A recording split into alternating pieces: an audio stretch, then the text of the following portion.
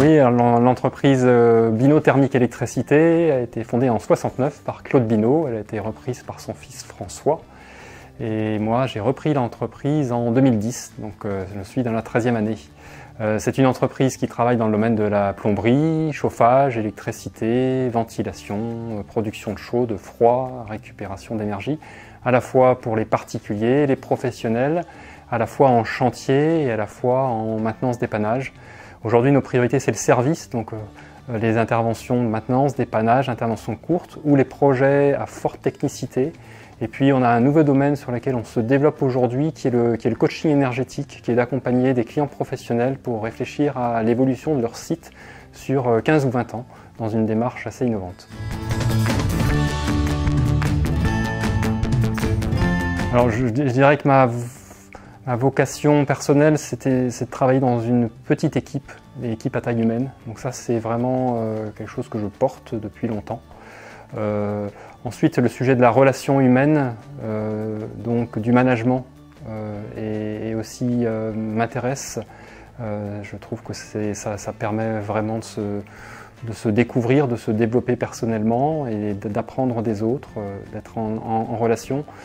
Donc voilà, avec ces deux critères-là, j'ai une formation d'ingénieur, et bien on peut devenir assez facilement entrepreneur.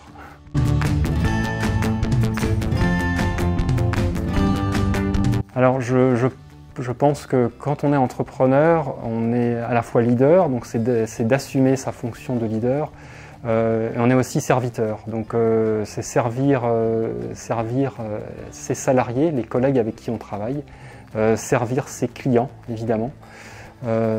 Donc voilà, c'est ces deux dimensions-là que je perçois. Dans la fonction d'entrepreneur, il y a beaucoup de liberté. Associé à cette liberté, il y a beaucoup de responsabilités aussi, hein, donc c'est d'associer liberté et responsabilité. J'ai fait au niveau de l'entreprise un travail sur la raison d'être qui a donc, au cœur de notre raison d'être, on a défini par exemple comprendre et servir le client, donc c'est donner de l'importance à l'écoute. Et c'est aussi le sujet de la mosaïque des compétences, donc que seul on n'est rien et qu'en fait on est fort tous ensemble, les uns avec les autres dans l'entreprise.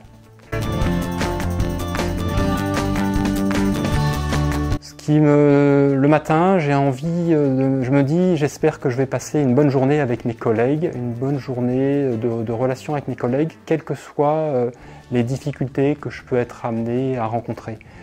Voilà, ça c'est vraiment ma première envie. Après, ce que je souhaite, c'est que chaque personne dans l'entreprise arrive à trouver sa place au cours de la journée.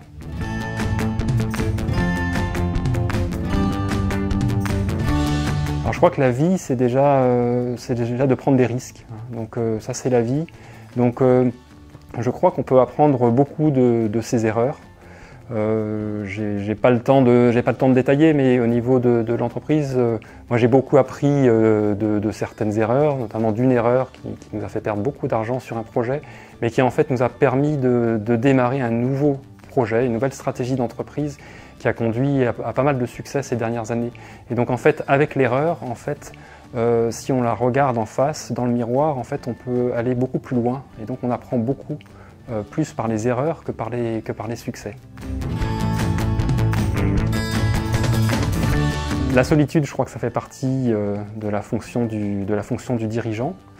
Je crois que ce qui est important, c'est de travailler ses équilibres, donc mes équilibres, comment avoir une vie équilibrée qui va permettre d'avoir un bon sens du discernement. Donc ça, c'est important. Je fais partie également d'un mouvement de dirigeants, donc le mouvement des entrepreneurs et dirigeants chrétiens, qui est un lieu dans lequel je peux vivre de la bienveillance, de la fraternité.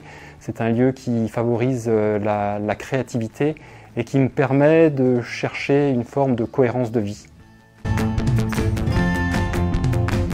Je pense que demain, j'essaye aujourd'hui de réfléchir à l'entreprise beaucoup moins en termes de chiffres ou d'objectifs, et beaucoup plus sur se dire comment créer à l'intérieur de l'entreprise une communauté dans laquelle puisse fonctionner, dans laquelle chacun puisse trouver sa dignité, dans laquelle chacun puisse